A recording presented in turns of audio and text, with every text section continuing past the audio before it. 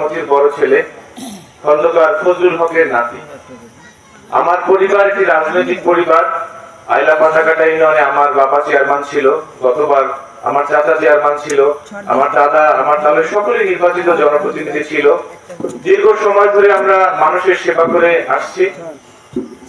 মহান আল্লাহ তাআলা এর জন্য হয়তো এই মানব সেবার মধ্যে আমাদেরকে স্থির রেখেছে এবং আমিও আগামী উপজেলা পরিষদ নির্বাচনে ভাইস চেয়ারম্যান হিসেবে প্রতিদ্বন্দ্বিতা করতে চাই। আমি আপনাদের সহযোগিতা চাই, আন্তরিকতা চাই। আইলা পাতাকাটার মানুষ দীর্ঘ সময় ধরে আমাদের নেতৃত্ব বিশ্বাস করে আসছে। আমরা একটা মানবিক নেতৃত্ব দেই, আমরা একটা আদর্শিক নেতৃত্বে বিশ্বাস করি, যেই কারণে আইলা পাতাকাটার বিরাট একটা অংশ আমাদের সাথে দীর্ঘ সময় ধরে কাজ করে আসছে।